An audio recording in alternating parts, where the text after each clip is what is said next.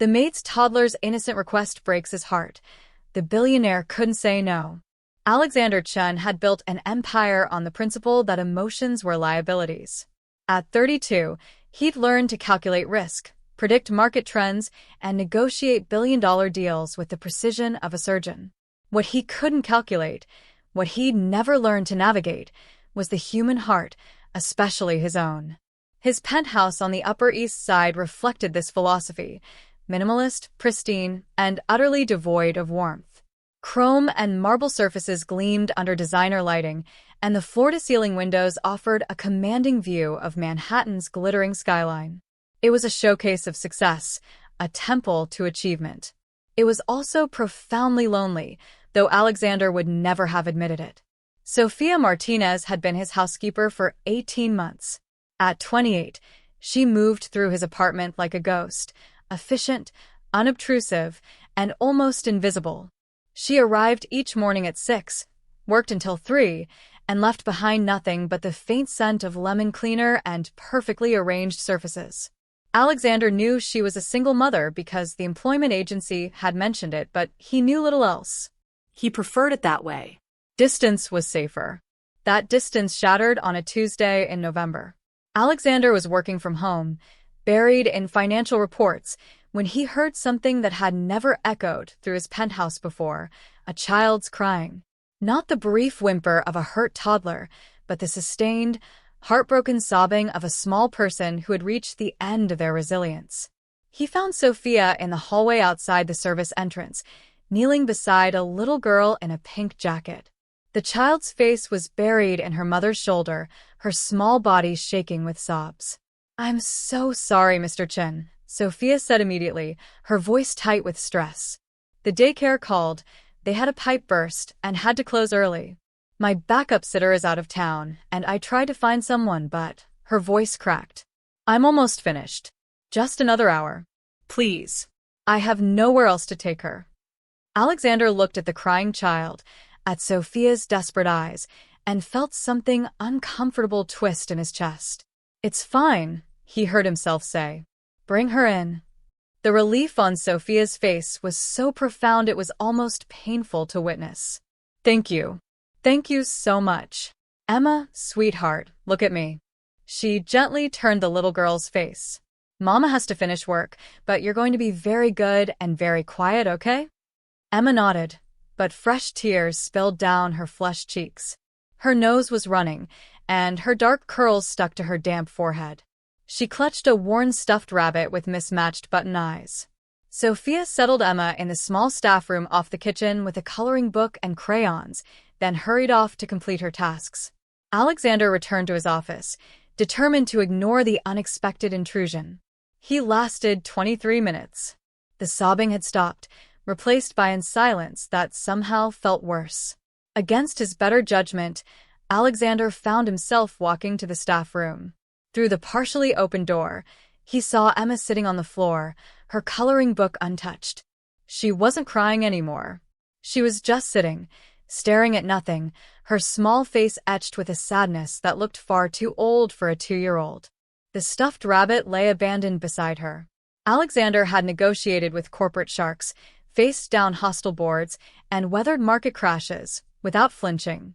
But the sight of that small, sad child sitting alone on the floor of his staff room undid something in him. "Emma?" His voice came out softer than he intended. She looked up, startled. Her eyes, large and brown and swimming with unshed tears, met his. She didn't speak, just watched him with a wariness that made his chest tighten.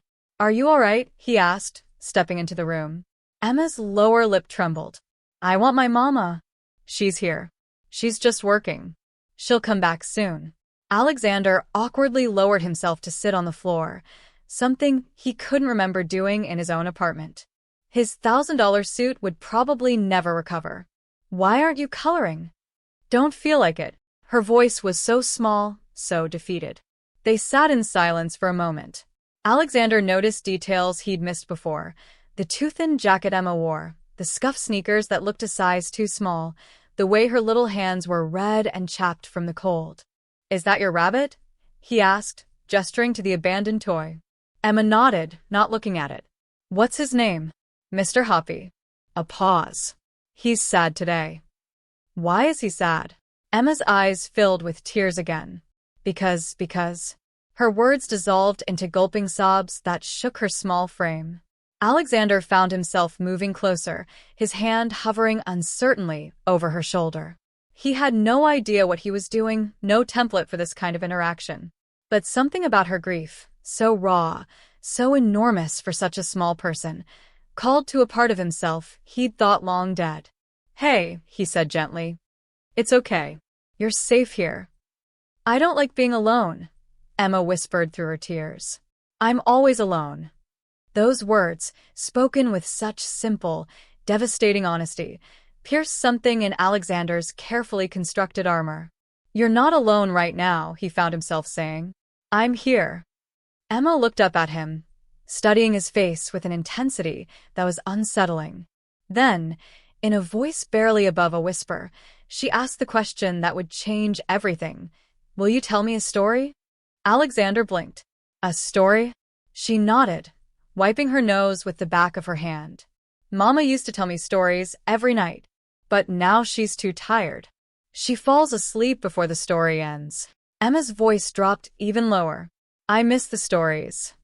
Something in Alexander's heart cracked clean through. He saw it then. The weight this child carried, the loneliness she understood far too well for her age.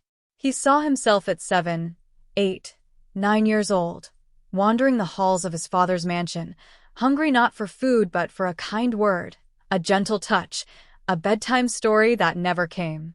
I'm not very good at stories, he admitted. That's okay. Emma scooted a little closer to him, and the trust in that small movement nearly undid him completely. Any story is better than no story. Alexander looked at this tiny girl with her tear-stained face and her worn rabbit and her eyes that had seen too much sadness, and he couldn't say no.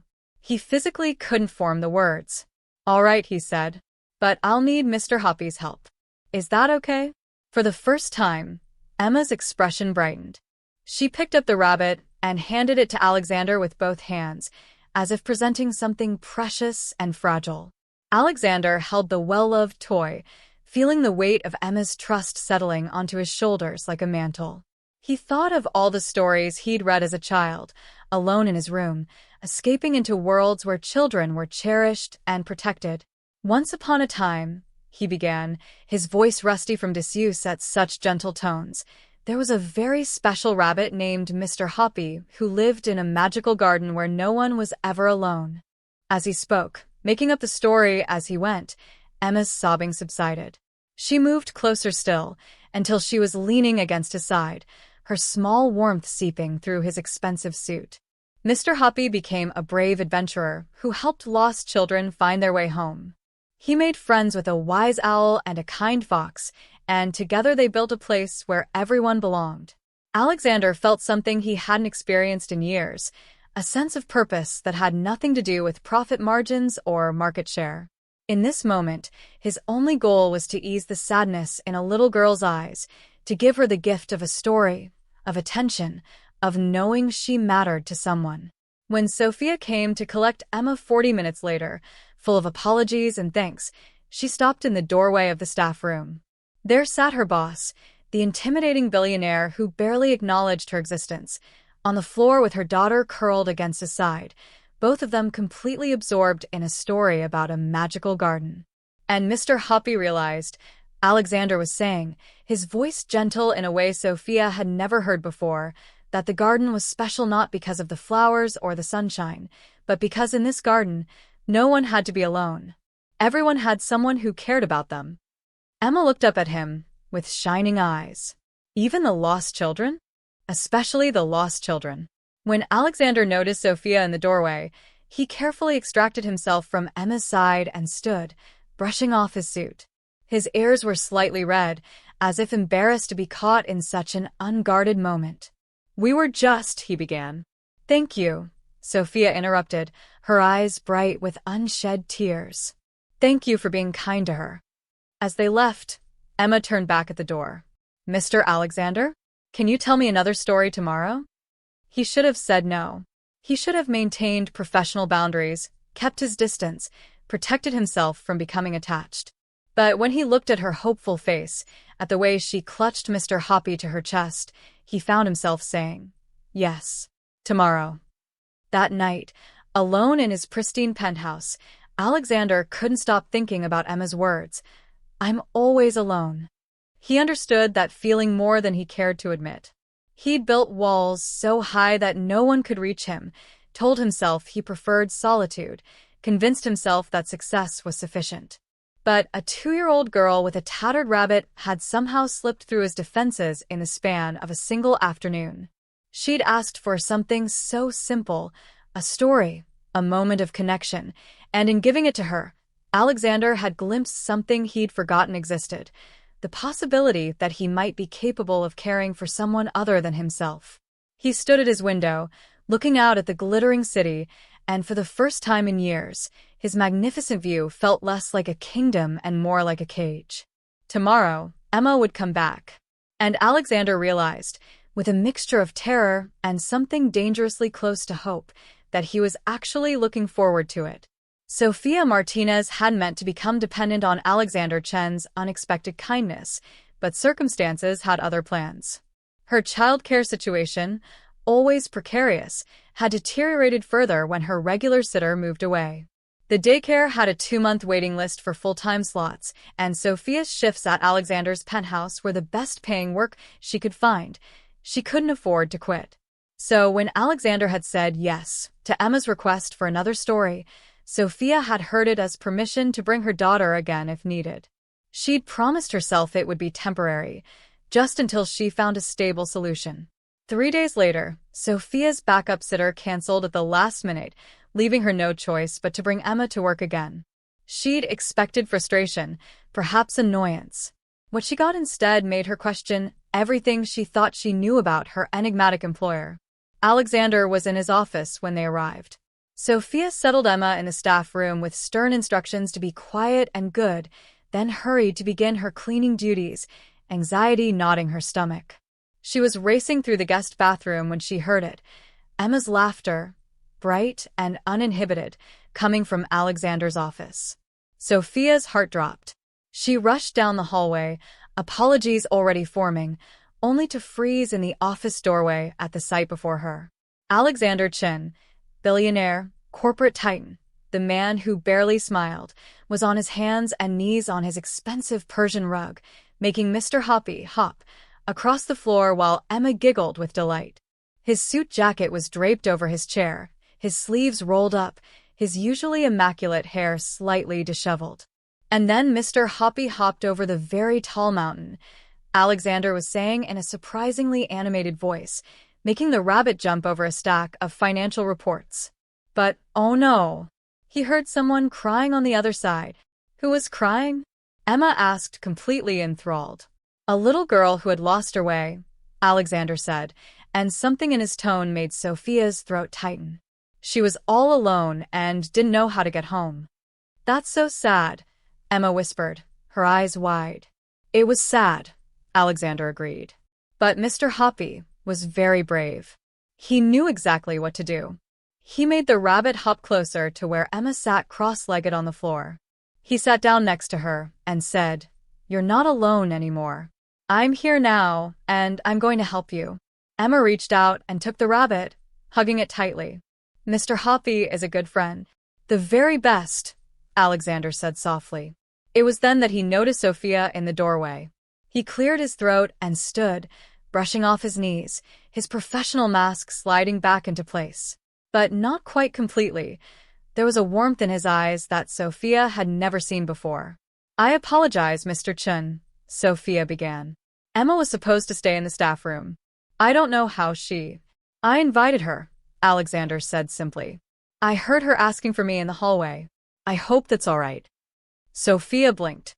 Her intimidating billionaire boss had just asked if it was all right that he'd spent his valuable time entertaining her daughter.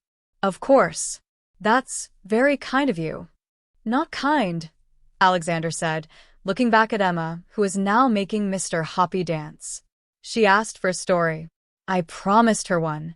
Over the following weeks, an unexpected routine developed. When Sophia had to bring Emma to work, which became more frequent as her childcare options dwindled.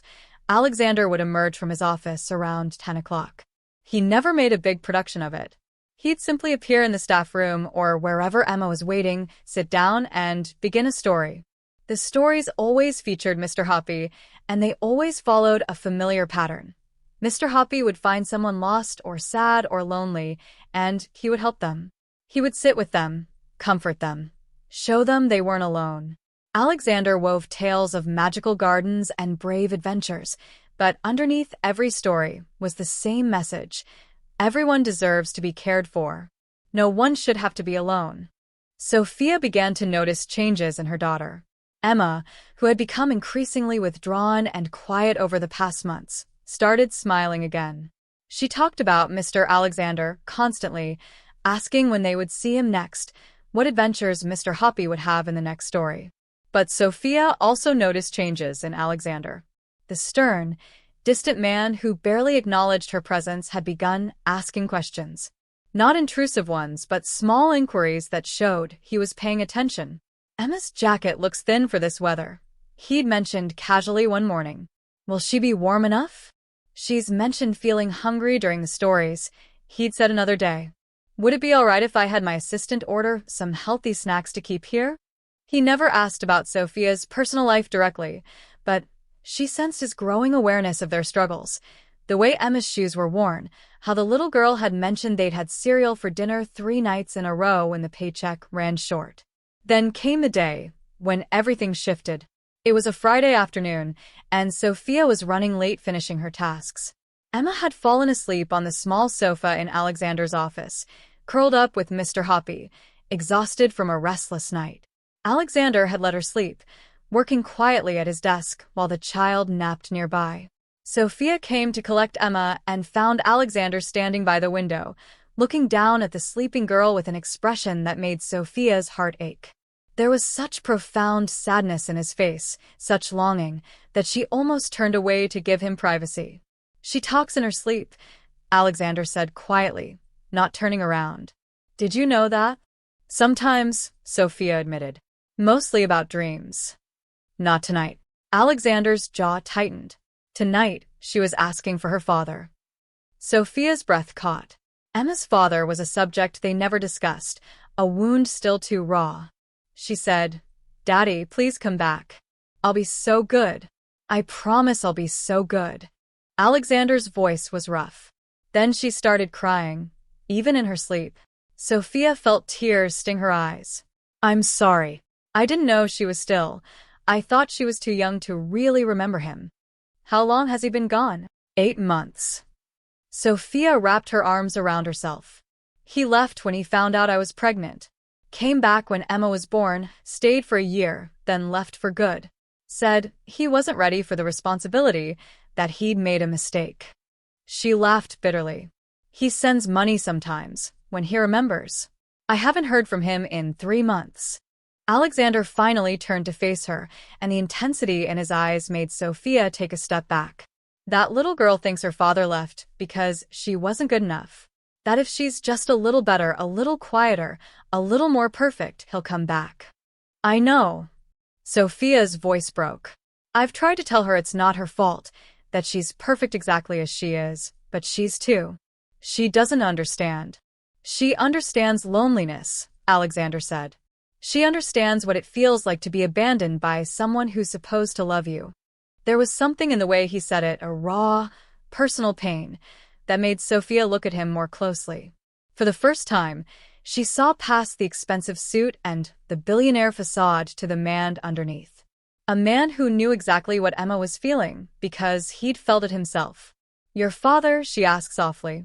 Alexander's smile was bitter. Mine was physically present, but emotionally absent. My mother died when I was 8. My father buried himself in work and left me to be raised by a rotation of nannies who were paid to tolerate me, not to care about me. He looked back at Emma. I spent my childhood desperate for his attention, trying to be perfect enough to earn his love. I graduated top of my class at 16, got into Harvard at 17, built my first company before I was 20. And you know what he said to me? Sophia waited, her heart breaking for the lonely child he must have been. At least you're finally making something of yourself. Alexander laughed, but there was no humor in it. That was the last conversation we had before he died 3 years ago. I kept waiting for him to tell me he was proud, that I was enough. He never did.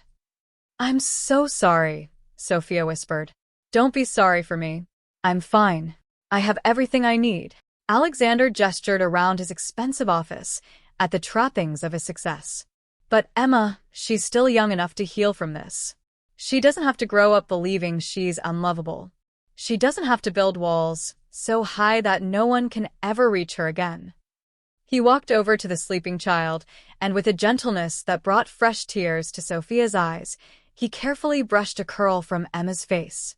The stories I tell her, he said quietly, they're not just fairy tales.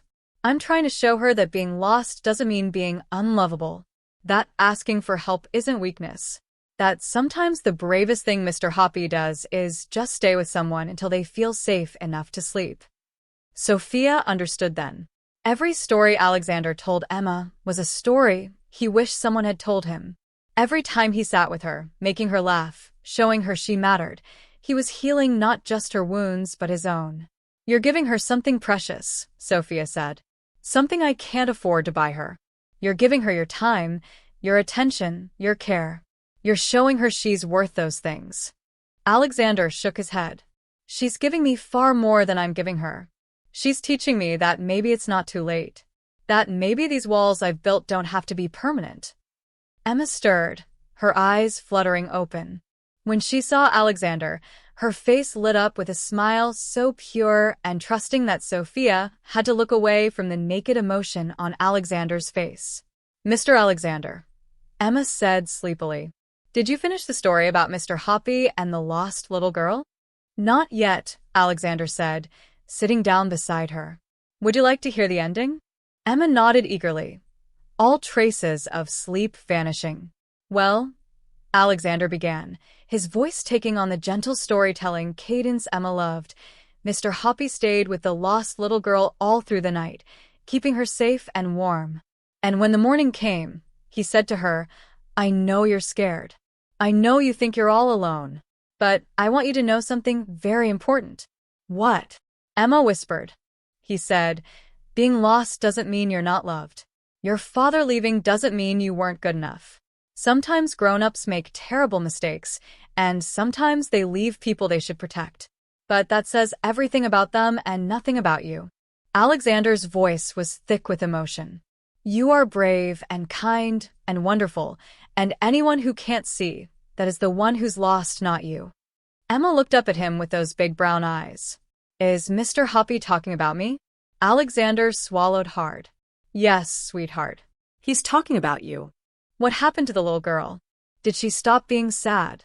She started to heal, Alexander said carefully, because Mr. Hoppy and his friends showed her every single day that she was worthy of love. They told her stories and they made her laugh, and they never, ever made her feel like she was too much trouble or not good enough. And slowly, day by day, she started to believe them. Emma was quiet for a long moment. Then she climbed into Alexander's lap, wrapped her small arms around his neck, and whispered, I love you, Mr. Alexander. Alexander's arms came around her automatically, and Sophia saw his eyes close, saw the single tear that escaped down his cheek before he could stop it. I love you too, Emma, he said, his voice breaking. So much. And in that moment, watching her daughter find comfort in the arms of a man who desperately needed to give it, Sophia understood that something profound had shifted. Alexander Chin wasn't just telling Emma stories to ease her loneliness. He was rewriting his own story, learning that it wasn't too late to open his heart, to let someone in, to be the person he needed when he was small and lost and alone. The Friday afternoon revelation changed everything, though the change was subtle at first, a gradual thawing of the ice that had encased Alexander's heart for so many years. Monday morning, when Sophia arrived at the penthouse with Emma in tow, she found Alexander waiting with a box from a children's boutique downtown. Inside was a winter coat in Emma's size, thick and warm, in a bright red color that made the little girl gasp with delight. Emma mentioned she liked red, Alexander said, looking almost embarrassed. And I noticed her jacket was thin. Mr. Chun, I can't accept, Sophia began, but Emma was already trying on the coat, spinning in circles to make it flare out. Look, Mama, I'm a princess. Sophia's protest died in her throat as she watched her daughter's joy. When was the last time Emma had something new, something that made her feel special? It's just a coat, Alexander said quietly, reading her hesitation. Every child should be warm in winter. But it wasn't just a coat. 2 days later, there were new shoes. The following week, a collection of picture books appeared in the staff room, carefully chosen for a 2-year-old's interests. Then a proper child-sized chair and table, so Emma wouldn't have to sit on the floor during her visits. You're spoiling her, Sophia said one afternoon, though her tone held no real reproach. I'm giving her the childhood I didn't have, Alexander replied. Let me. The stories continued, but they evolved. Alexander began asking Emma about her day, her feelings, her dreams. He listened with an attention so complete, so focused, that even Sophia sometimes felt jealous of it. When had someone last listened to her that way? One Thursday afternoon, Sophia was dusting the living room when she heard Emma's voice from Alexander's office, higher and more distressed than usual. But why can't we have a Christmas tree, Mama? All my friends at daycare have trees. Sophia closed her eyes, shame and frustration washing over her. She'd been hoping Emma wouldn't notice, or wouldn't care. They lived in a tiny studio apartment in Queens. There was barely room for their bed, and the second-hand toddler cot Sophia had managed to find. A Christmas tree was a luxury she simply couldn't afford, not when she was already behind on the electric bill and Emma's daycare fees. I know, baby, Sophia heard herself saying, her voice tight. But we don't have space for a big tree in our apartment, remember? It's very small. Not even a tiny tree? This big. Emma's voice was pleading. Alexander's voice cut through, gentle but curious. Sophia, may I speak with you for a moment? Sophia found him standing in his office doorway, Emma clutching Mr. Hoppy nearby. The question in his eyes wasn't judgmental, but Sophia felt defensive anyway. I'm doing the best I can, she said quietly. I know it's not much, but… I wasn't criticizing, Alexander said quickly.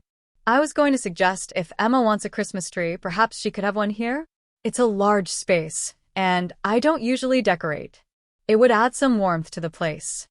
Sophia stared at him. You want to put up a Christmas tree in your penthouse for my daughter? Our penthouse, he corrected, then seemed to realize what he'd said. I mean, Emma spends enough time here. It might as well feel welcoming to her. That Saturday, Alexander cleared his schedule. When Sophia arrived with Emma, she'd been asked to come in on her day off, though Alexander had insisted on paying her overtime. She found him in jeans and a sweater, looking younger and more uncertain than she'd ever seen him. I may have gone overboard, he admitted. He had. The living room contained 3 different artificial trees in various sizes, boxes of ornaments, strings of lights, and enough Christmas decorations to outfit a department store display. I wasn't sure what she'd like, Alexander said. So I got options. Emma's squeal of delight was answer enough. For the next 4 hours, the 3 of them decorated. Alexander lifted Emma onto his shoulders so she could place the star on top of the tree they'd selected, a 7-foot beauty that filled the living room with a scent of pine. Sophia hung ornaments and strung lights, while Alexander managed the technical aspects with the same precision he applied to corporate deals. But it was the small moments that Sophia would remember. The way Alexander patiently untangled lights without complaint, the sound of his laughter when Emma accidentally hung 3 ornaments on the same branch, the expression on his face when Emma insisted he lift her up to place each special ornament personally. This one is Mr. Hoppy, Emma announced, holding up a rabbit ornament Alexander had somehow thought to include. He needs to go right in the middle so everyone can see him. The place of honor, Alexander agreed solemnly, adjusting her position so she could reach. Mr. Hoppy deserves it. When the tree was finished, they stood back to admire it. Emma was tucked against Alexander's side, his arm naturally around her small shoulders. Sophia stood slightly apart, watching them, and felt her heart crack open. This was what Emma deserved. A father figure who was patient and kind, who made her laugh, who showed her she was precious and valued. This was what Sophia had always wanted to give her daughter, but never could on her own. Hot chocolate, Alexander suggested. I had my assistant stock proper ingredients. They gathered in the kitchen, a room Alexander had admitted he rarely used, and he attempted to make hot chocolate with an earnestness that was endearing in its ineptitude. He burned the first batch, forgot the sugar in the second, and finally succeeded on the third try, looking disproportionately proud of himself. Emma insisted they drink it in front of the tree. They sat on the floor, despite the expensive furniture surrounding them, and Emma chattered about every ornament, every light, every perfect detail. This is the best day ever, she announced, then looked up at Alexander with absolute trust. Mr. Alexander, can I ask you something? Anything, sweetheart. Are you lonely in this big house all by yourself? Sophia's breath caught.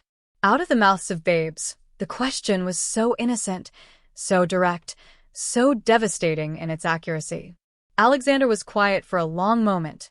Then he said, I used to be, but I'm not anymore. Do you know why? Emma shook her head, eyes wide. Because you're here. You and your mama make this place feel like a home instead of just a house. Will we come back and visit the tree? Emma asked. You can visit the tree anytime you want, Alexander promised. That night, after Sophia had tucked an exhausted Emma into bed in their tiny apartment, she lay awake thinking about the day. About the way Alexander had looked at her daughter, not with pity, but with genuine love. About the careful way he'd asked before buying Emma gifts, respecting Sophia's pride even as he tried to help. About the loneliness she'd seen in his eyes when Emma asked her innocent question. Her phone buzzed with a text message. Alexander Chen had never texted her before. Thank you for today. I haven't celebrated Christmas in years. Emma reminded me why I used to love it. Sophia typed and deleted 3 responses before settling on. Thank you for giving her magic. She'll remember this day forever. His response came quickly, so will I? But the magic had a shadow side. The more time Alexander spent with Emma, the more visible their financial struggles became. He noticed the holes in Emma's socks when she kicked off her shoes.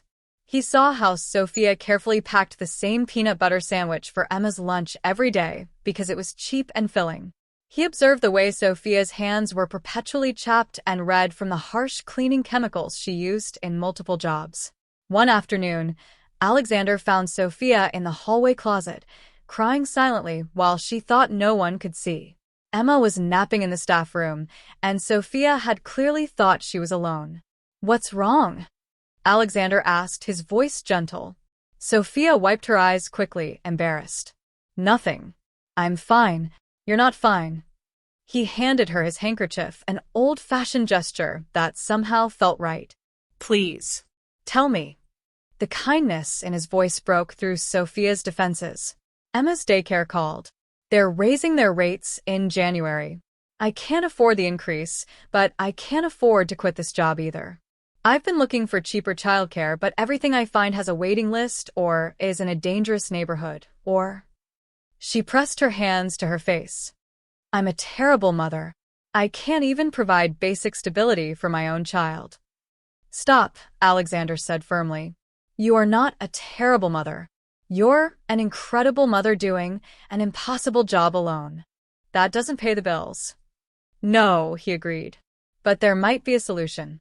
He hesitated, clearly choosing his words carefully. What if Emma stayed here during the day? Not just when you're working, all day. I work from home most of the time anyway. She could have a routine, proper meals, educational activities. You'd still be her mother, still tuck her in at night. But during the day, she'd be safe and cared for. Sophia looked up at him, stunned. You're offering to babysit my daughter? You're a billionaire. I'm a man who's fallen in love with a little girl who asks for stories, Alexander said quietly. I'm a man who's been less lonely in the past few weeks than I've been in years. I'm someone who wants to help if you'll let me. I can't ask you to. You're not asking.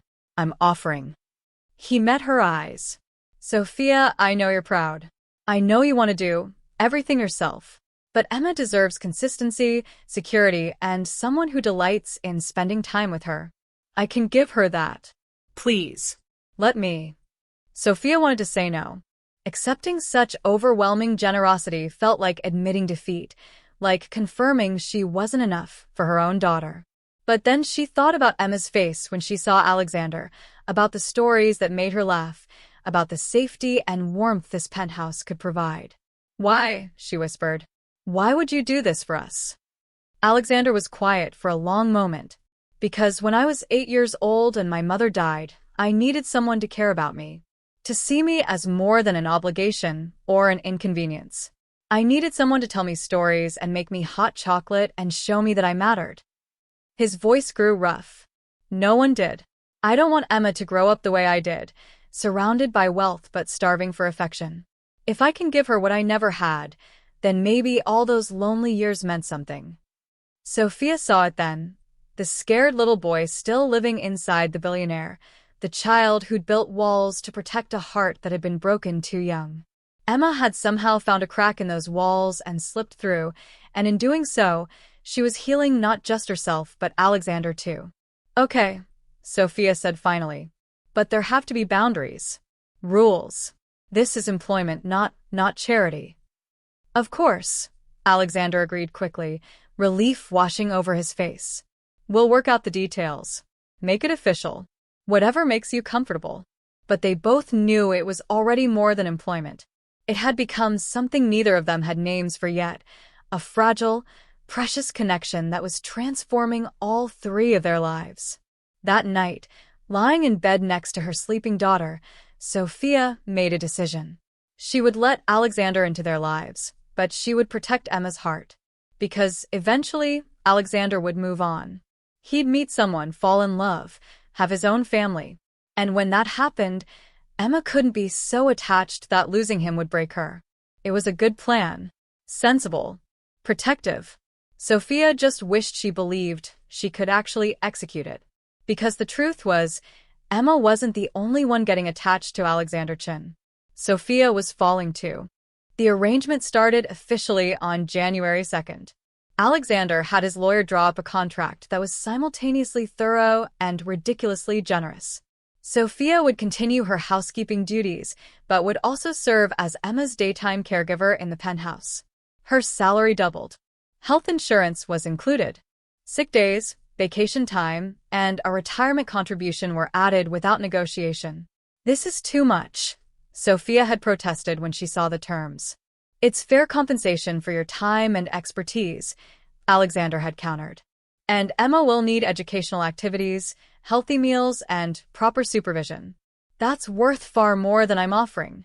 What he didn't say, what they both understood, was that he would have paid 10 times as much just to have Emma in his home every day. The routine they developed felt almost like a family.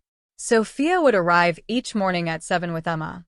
Alexander would already be awake, having learned to wake early, so he could have breakfast with them. He'd started keeping the kitchen stocked with Emma's favorite foods, learned to make scrambled eggs the way she liked them, slightly runny, much to Sophia's dismay, and always had fresh fruit cut into the shapes Emma found delightful. After breakfast, Sophia would begin her housekeeping tasks while Alexander took Emma to the study he'd converted into a playroom. He'd bought educational toys, art supplies, and books. So many books. He read to Emma for hours, his deep voice bringing characters to life with an enthusiasm that made Sophia smile every time she overheard it. Around 10, Alexander would take a work break and engage Emma in learning time, counting games, color identification, simple puzzles. He approached it with the same intensity he brought to corporate strategy, researching child development extensively to ensure Emma was being properly stimulated and challenged. Lunch was a communal affair. Alexander had started joining them, claiming he needed to eat anyway. They'd sit at the kitchen table, never the formal dining room, and talk about Emma's morning activities, her latest artwork, the stories they'd read. In the afternoons, while Emma napped, Alexander returned to work and Sophia completed her cleaning tasks. But more and more often, Sophia found herself sitting with Alexander in his office during Emma's nap time, discussing not just household matters but their lives. He asked about her dreams, her past, her hopes for Emma's future. She found herself sharing things she'd never told anyone, her fears, her regrets, her determination to give Emma better than she'd had.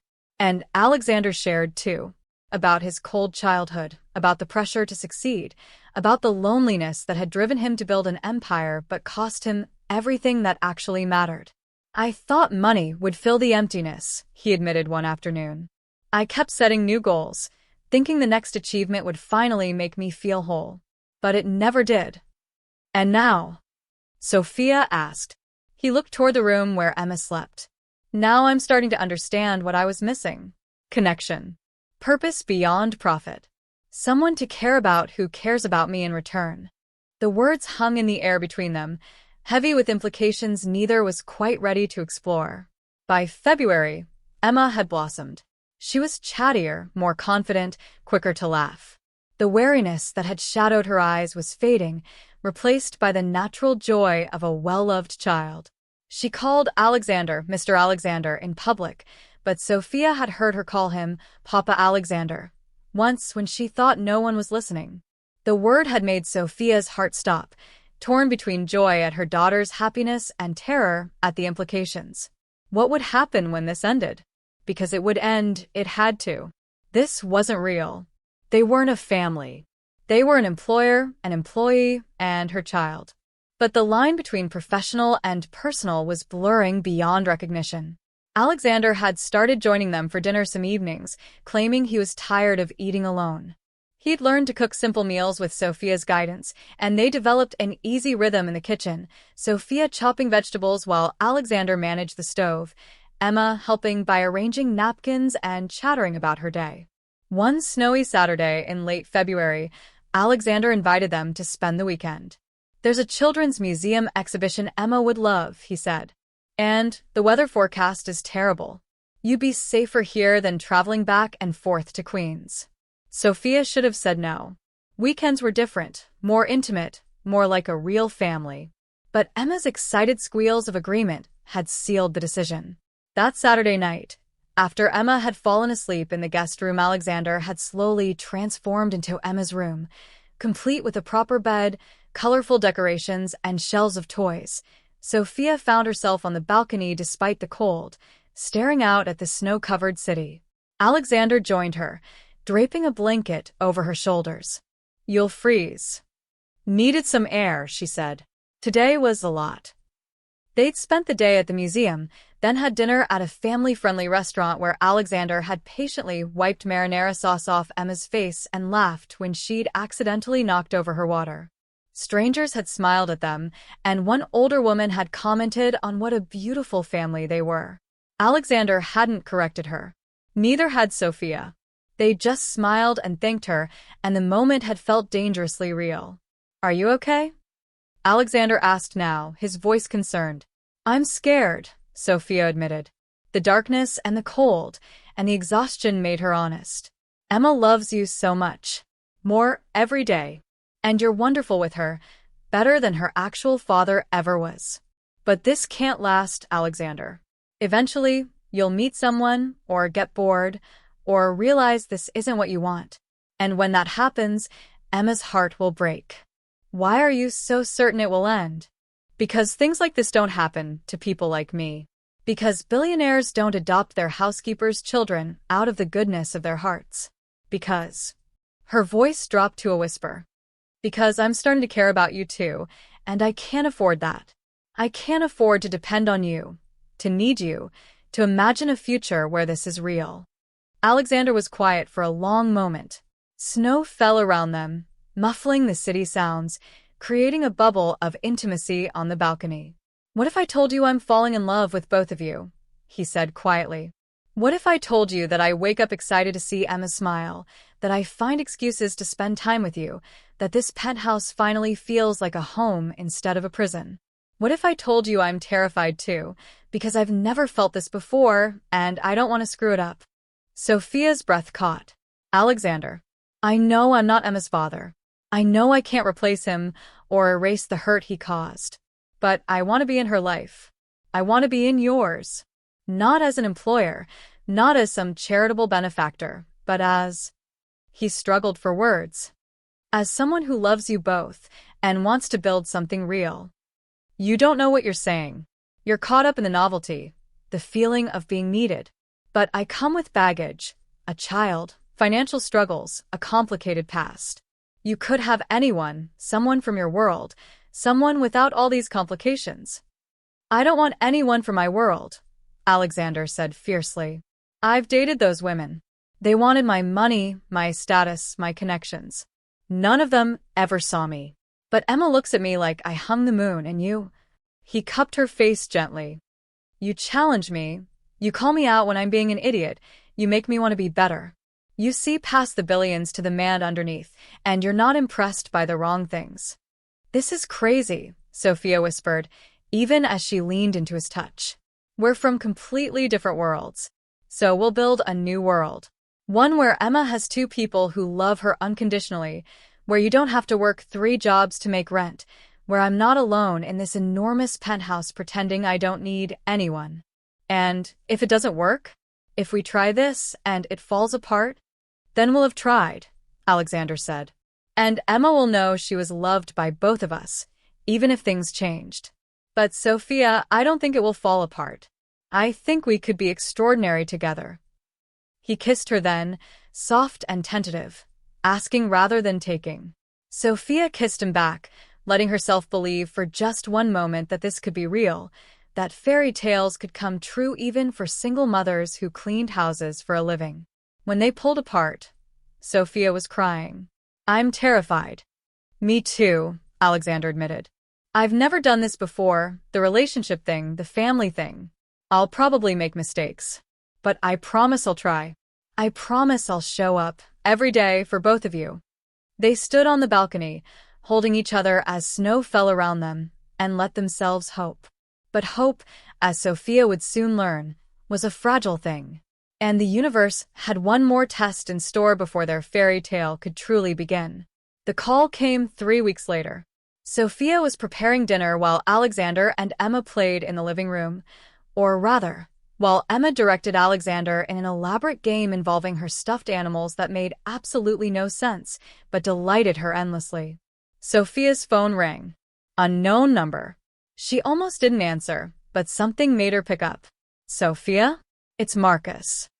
The world tilted. Marcus. Emma's father. The man who disappeared 8 months ago with barely a word. What do you want? Her voice came out cold, hard. In the living room, Alexander's head came up, alerted by her tone. I want to see my daughter, Marcus said. I made mistakes, I know that. But I'm her father. I have rights. You have nothing, Sophia hissed, walking quickly into the hallway for privacy. You abandoned her. You don't get to waltz back in when it's convenient. I was going through some things. I'm better now. I have a job, an apartment. I want to be part of Emma's life. Why? Why now? There was a pause. I heard you're living with some rich guy. That my daughter's being raised by a stranger while you play house with a billionaire. That's not right, Sophia. She should be with her real father. Ice flooded Sophia's veins. Someone had been talking, maybe another parent from daycare, maybe a neighbor. The details didn't matter. What mattered was the threat implicit in Marcus's words. You stay away from us, Sophia said. You lost the right to call yourself her father. See you in court, Marcus replied. My lawyer says I have a good case for shared custody, especially since you're exposing Emma to an unstable living situation. The line went dead.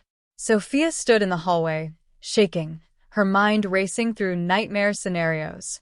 Marcus had rights as Emma's biological father, even if he'd been absent. If he filed for custody, there would be hearings, evaluations, questions about her living arrangements with Alexander. The court might see her relationship with Alexander as unstable, inappropriate. They might rule that Emma needed the structure of 2 legal parents, even if one of those parents had abandoned her. She could lose her daughter. The thought sent Sophia to her knees, gasping for air, panic clawing at her chest. Sophia. Alexander was there suddenly, pulling her into his arms. What happened? What's wrong? Through her tears, she told him everything. About Marcus, about the custody threat, about the fear that everything they'd built was about to come crashing down.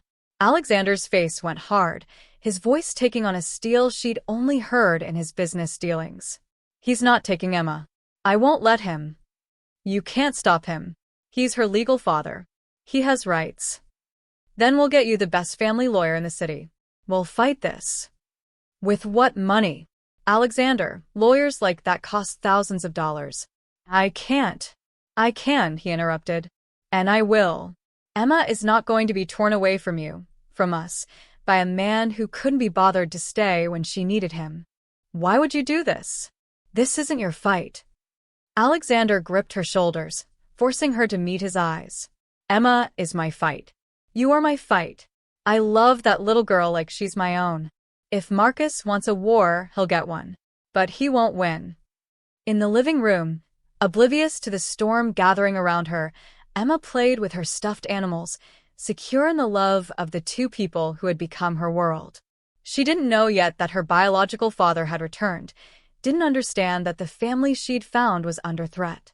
But she would learn soon enough that sometimes the people who love you aren't the ones who share your blood. Sometimes they're the ones who choose you, day after day, no matter what storms come. And Alexander Chin had just made his choice. The next morning, Alexander had Sophia and Emma installed in his penthouse's third bedroom. Not the guest room, but a master suite he'd never used. Until this is resolved, you're both staying here, he said in a tone that brooked no argument. I want you where I know you're safe. By noon, they were sitting in the mahogany-paneled office of Margaret Westbrook, the most formidable family lawyer in New York City.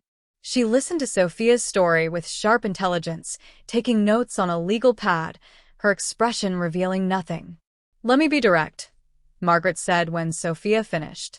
Marcus has biological rights, but biology isn't the only factor courts consider. Emma's best interests come first. The question is, what serves those interests better? A father who disappeared for 8 months, or the stable home environment you've created? Is Alexander's involvement a problem? Sophia asked, her voice tight with worry. Margaret looked at Alexander, who sat beside Sophia, his hand wrapped protectively around hers. That depends on how we frame it. If Marcus paints this as an inappropriate relationship, as Sophia choosing a wealthy boyfriend over Emma's real father, it could be problematic. However, she paused. If Alexander's role is properly established as a committed, long-term partner with genuine care for Emma's well-being, that becomes a strength, not a weakness. I want to be more than just a partner, Alexander said quietly. If it would help Sophia's case, I'll marry her tomorrow. The room went silent. Sophia stared at him, shock rendering her speechless. Alexander, you can't, she began. I can and I will. His eyes were fierce, determined. I love you, Sophia.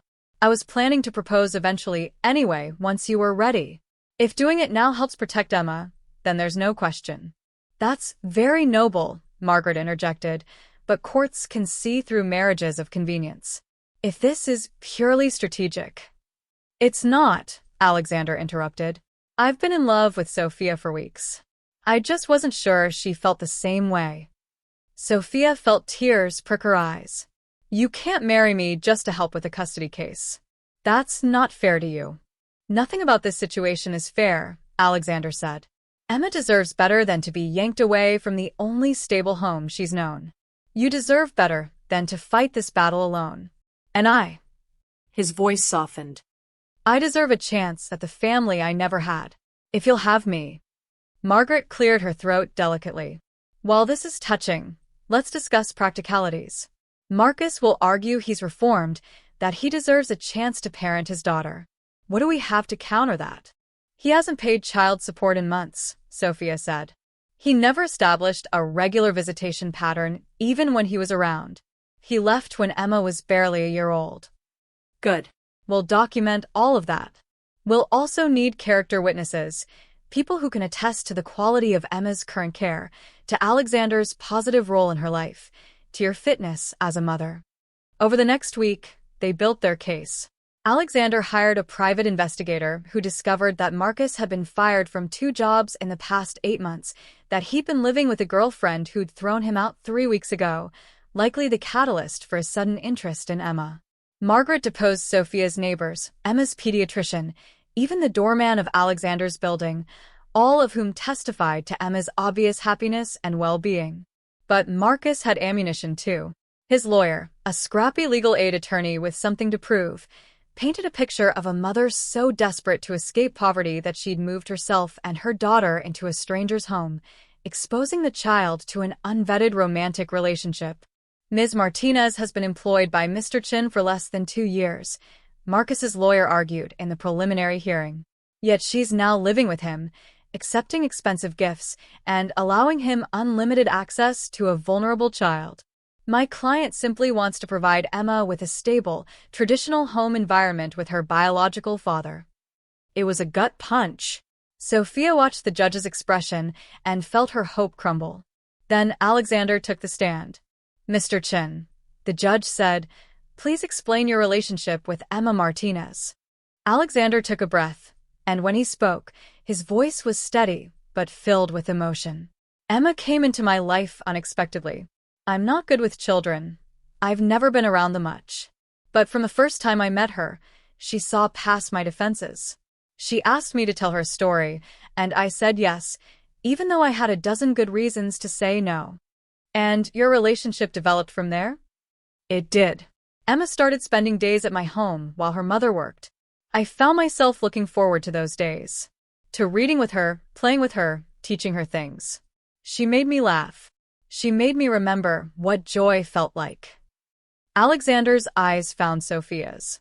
And watching Sophia love her daughter with such fierce devotion, working multiple jobs to provide for her, never complaining about the struggle, I fell in love with both of them. "Do you believe you're qualified to help parent a 2-year-old? "No," Alexander said honestly.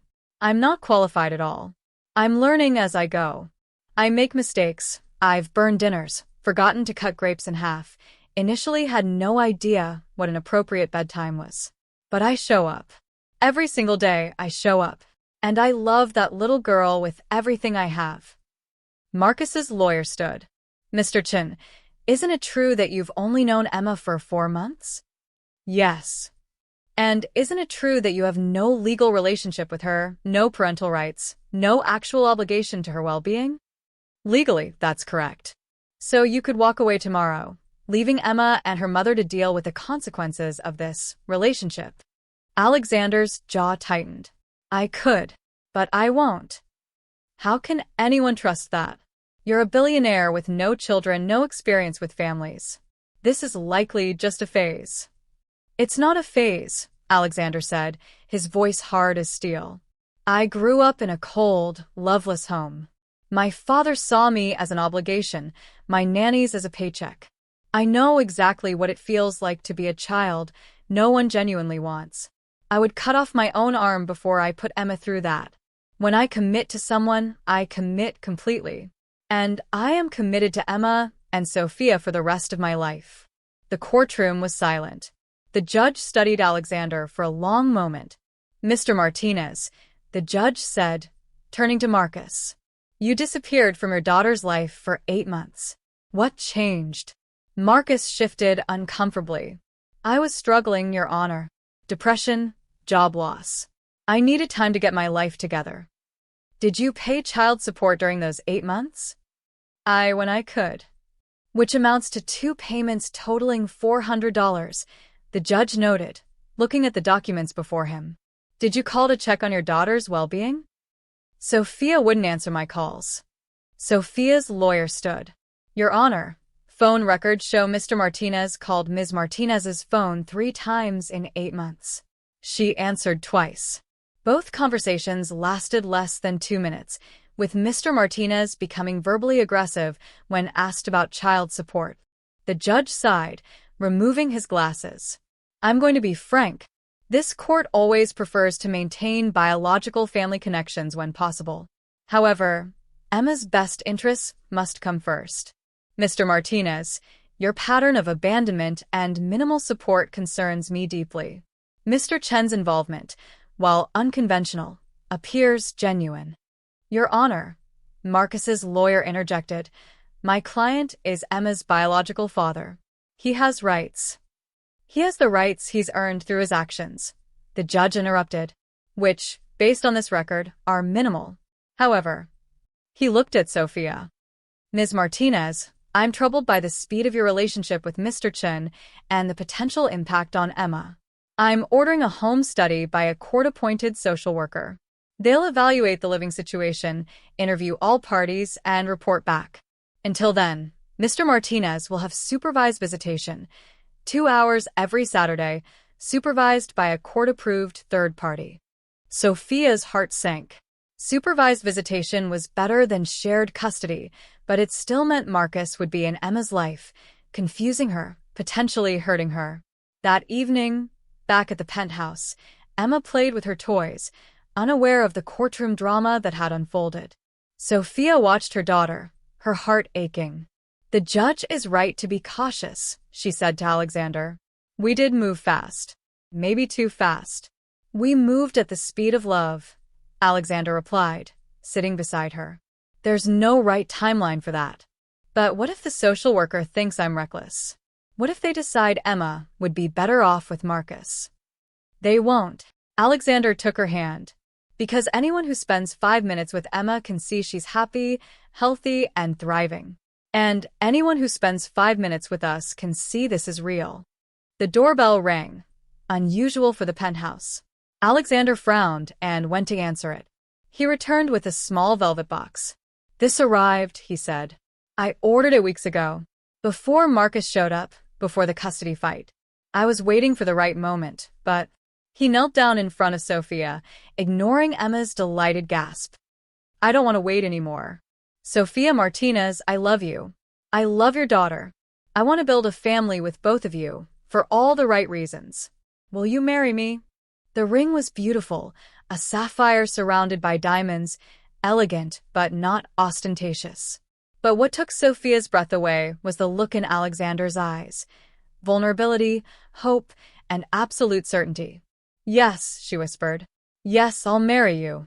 Emma squealed and launched herself at them both, wrapping her small arms around both their necks. Does this mean Mr. Alexander is my papa now? Alexander looked at Sophia, asking permission with his eyes. She nodded, crying. If you want me to be, Alexander said to Emma. I know I'm not your first papa, but I promise I'll be the papa who stays, who takes care of you, who loves you no matter what. Emma considered this with a seriousness only a 2-year-old could muster. Then she kissed his cheek. I love you, Papa Alexander. And just like that, they became a family. Not legally, not yet, but in the ways that mattered most. The home study was scheduled for the following week. The social worker, Ms. Chun, no relation to Alexander, which they all found amusing, spent 6 hours at the penthouse. She interviewed Sophia and Alexander separately, observed Emma in her home environment, asked probing questions about their relationship, their plans, their understanding of the challenges ahead. Emma, bless her heart, charmed Ms. Chen completely. She gave an enthusiastic tour of her room, showed off her favorite books, and insisted Ms. Chen join them for the lunch Alexander had prepared. This is my Papa Alexander, Emma announced proudly. He makes the best grilled cheese in the whole world.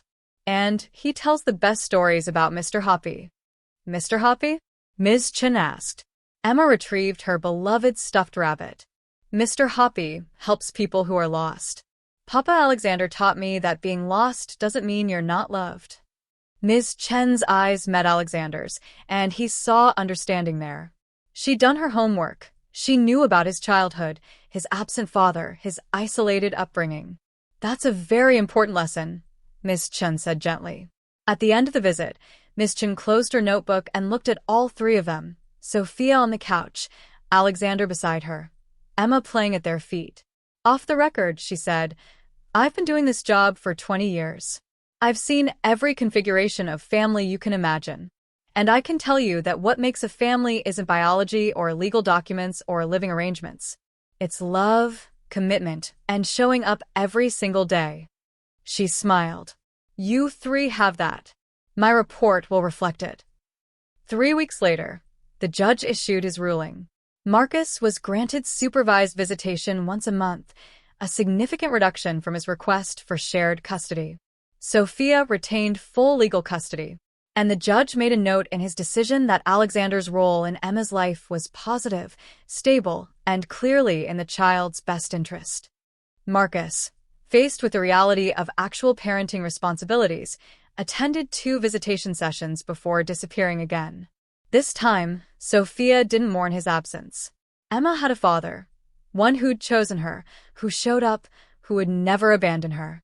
The engagement wasn't strategic anymore. It was real, built on months of growing love and tested by fire. They set the wedding for June, giving them time to plan something small and meaningful. But Emma had other ideas. "I want to wear a princess dress," she announced one evening. "And Mr. Hoppy needs a tiny tuxedo. And we need a big cake with flowers." And Alexander laughed, scooping her up. "Whatever you want, sweetheart.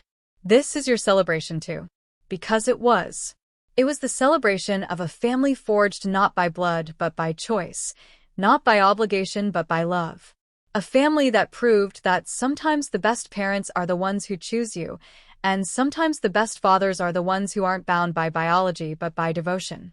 The June wedding was everything Emma had dreamed of, and nothing like the society event Alexander's status might have dictated. They married in the small garden behind the community center in Sophia's Queens neighborhood, surrounded by 50 people who actually mattered. Sophia's friends from the neighborhood, Alexander's small circle of trusted colleagues, Emma's daycare teachers, and the doorman from the building who'd been slipping Emma cookies since day one.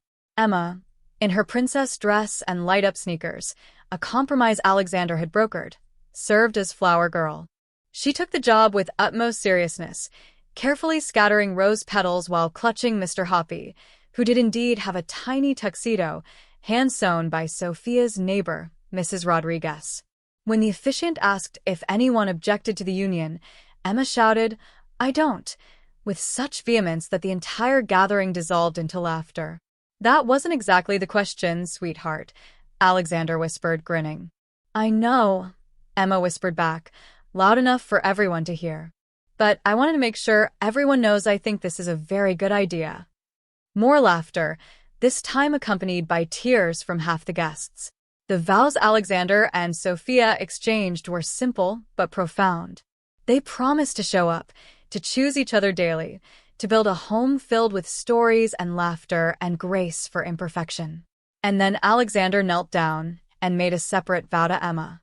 "Emma," he said, his voice thick with emotion, "I promise to be your papa for the rest of my life. I promise to read you stories, even when I'm tired. I promise to kiss your scraped knees and celebrate your victories. I promise to teach you that your worth isn't measured by your achievements, but by the kindness in your heart. And I promise that no matter what happens, no matter how old you get or how far you go, you will always, always have a home with me." Emma's response was to launch herself into his arms, nearly knocking him over. "I promise to love you forever and ever, Papa." There wasn't a dry eye in the garden.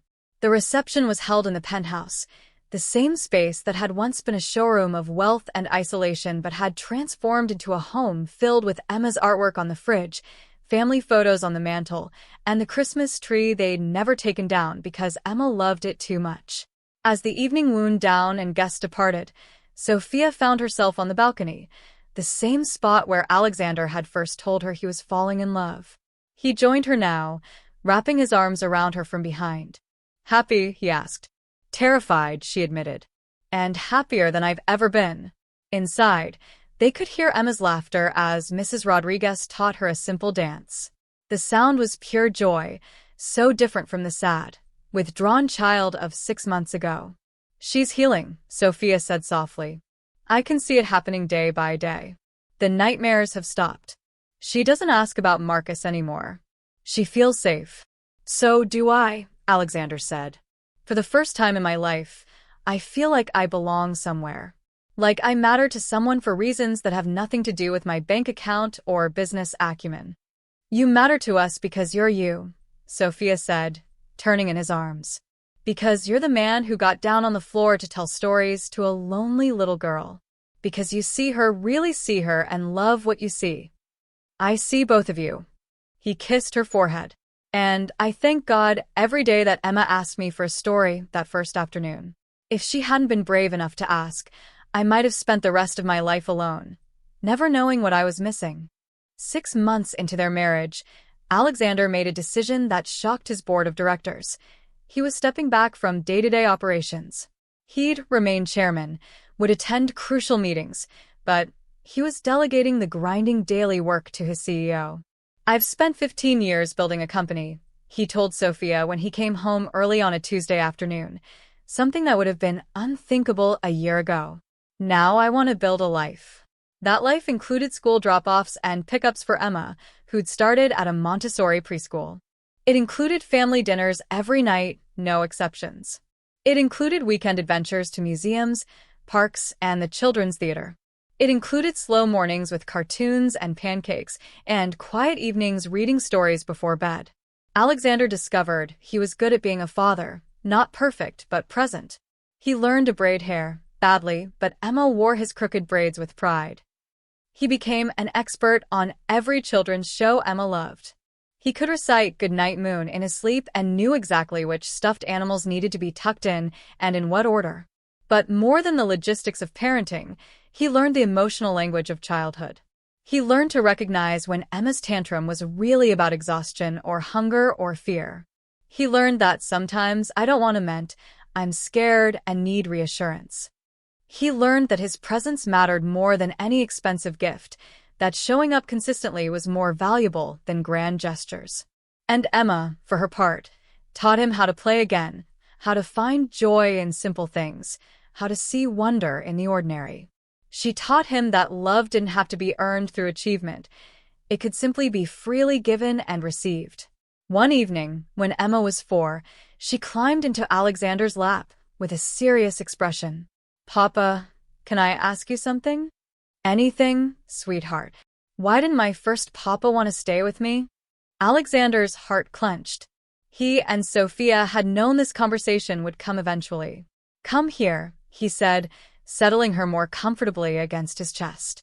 "I need to tell you something very important, okay?" Emma nodded, her brown eyes wide and trusting. "Your first papa left because of his own problems, not because of anything you did. Some grown-ups don't know how to love the way they should. They leave, and it hurts the people they leave behind. That's not fair, and it's not okay, but it's also not your fault." "But why couldn't he learn?" "You learned how to be a papa." "I learned because I wanted to," Alexander said gently. "Because loving you and Mama became the most important thing in my world. But not everyone wants to learn. And sometimes when someone leaves, it makes room for someone better to come along. Like you. Like me." He kissed the top of her head. "Emma, I'm not your papa because I have to be. I'm your papa because I choose to be, every single day. And I will keep choosing you forever. Promise." "I promise." "Cross my heart." He made an X over his chest, a gesture Emma had taught him from her preschool playground. Emma was quiet for a moment, processing. Then, "I'm glad my first papa left." Alexander's breath caught. "You are?" "Uh-huh. Because if he didn't leave, you wouldn't be my papa. And you're the best papa in the whole world." Alexander had to close his eyes against the tears. "You're the best daughter in the whole world." "I know," Emma said with 4-year-old confidence, making him laugh through his tears. By the time Emma was 5, the Chin family had developed traditions that would last a lifetime. Every Sunday was story day, where Alexander would create elaborate adventures for Mr. Hoppy, now showing his age with additional patches and stitches, but still deeply beloved. Every Friday was pizza and movie night. Every month, they volunteered together at the community center in Sophia's old neighborhood, teaching Emma the importance of helping others. And every night, without fail, Alexander tucked Emma into bed with the same ritual. "Tell me one good thing about today." Emma would share her highlight, a friend who shared toys, a particularly pretty leaf she'd found, a new word she'd learned. Then Alexander would share his good thing, which was almost always some variation of, "I got to be your papa today." One night, shortly after Emma's 5th birthday, she asked, "Papa, do you remember the first story you ever told me?" "About Mr. Hoppy and the lost little girl," Alexander said. Of course I remember. Was that story about me? Alexander pulled her blanket up, tucking Mr. Hoppy in beside her. It was about both of us, sweetheart. We were both lost. And we found each other. And Mama found us too. Yes. Mama found us, and we became a family. The best family, Emma declared, her eyes already drooping with sleep. The very best, Alexander agreed. As he watched her drift off, Alexander thought about the man he'd been 2 years ago, isolated, lonely, convinced that his wealth and success were sufficient substitutes for human connection. That man had no idea what he was missing. He'd built an empire but neglected to build a life. One small voice asking for a story had changed everything. Emma's innocent request had broken through his defenses, cracked open his heart, and shown him what truly mattered.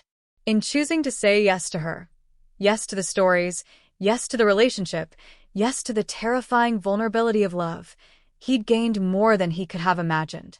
He'd gained a family, a home, a purpose beyond profit, a reason to be better, do better, love better. Sophia appeared in the doorway, watching him watch their daughter. She's out. Completely. He stood, carefully avoiding the creaky floorboard they'd learned to navigate. Want some tea? In the kitchen. Their kitchen, warm and lived in, and nothing like the sterile showroom it had once been. They settled into their evening routine. Sophia graded papers from the early childhood education classes she was taking at community college. Alexander reviewed the bedtime story he was writing, actual children's books now, inspired by Emma, with the first one scheduled for publication next spring. I got the final draft of the adoption papers today, Sophia said casually, though her hands trembled slightly as she pulled the envelope from her bag. They'd been working on Alexander's official adoption of Emma for months.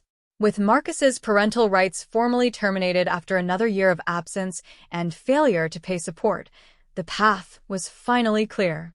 The judge set the hearing for next month, Sophia continued. It's mostly a formality at this point, but... Her voice cracked. It'll make it official. She'll legally be Emma Chen. Alexander took the papers, scanning them with an emotion he couldn't quite name. After years of building a company, making millions of dollars, appearing on Forbes lists and business magazine covers, this felt like his greatest achievement. The legal right to call Emma his daughter. She's been mine in every way that matters since the day she asked for a story, he said. But I'll admit, having the legal system recognize it will feel good. She wants to be there, Sophia said.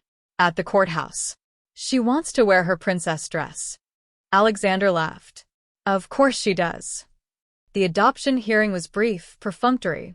The judge, the same one who'd presided over the custody case, smiled when Emma appeared in her princess dress and light-up sneakers, clutching Mr. Hoppy. Miss Emma, the judge said kindly, do you understand what's happening today? Emma nodded solemnly. My papa is becoming my official papa. Not just my real papa, but my paper papa too. The courtroom rippled with quiet laughter. And is that what you want? More than anything in the whole world, Emma declared. Well, except maybe a puppy. But Mama says we have to wait until I'm 6 for that. More laughter, this time including from the judge. I think we can make the papa thing happen today. The puppy will have to wait. With the strike of a gavel, it was done. Alexander Chen was Emma's legal father. Emma Chen was his legal daughter. Outside the courthouse, Emma insisted they celebrate with ice cream, despite the fact that it was barely 10 a.m. Alexander agreed, without hesitation. They sat on a bench in the courthouse plaza, eating ice cream cones while Emma swung her light-up sneakers and chattered about everything and nothing. Papa, she said suddenly, ice cream dotting her chin. Yes, sweetheart. I have a good thing about today. Just one. Alexander teased. I can think of several. The best good thing, Emma clarified. Want to know what it is? Always. She climbed into his lap, sticky hands and all, and wrapped her arms around his neck.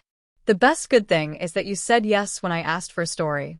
Because that story turned into all of this. She gestured broadly, encompassing not just the courthouse but their entire life together. Alexander hugged her tightly, This miracle child who'd saved him without even knowing she needed saving herself. That was the best yes I ever said. Better than saying yes when Mama asked you to marry her? Different, Alexander said diplomatically, catching Sophia's amused expression. Both were good yes.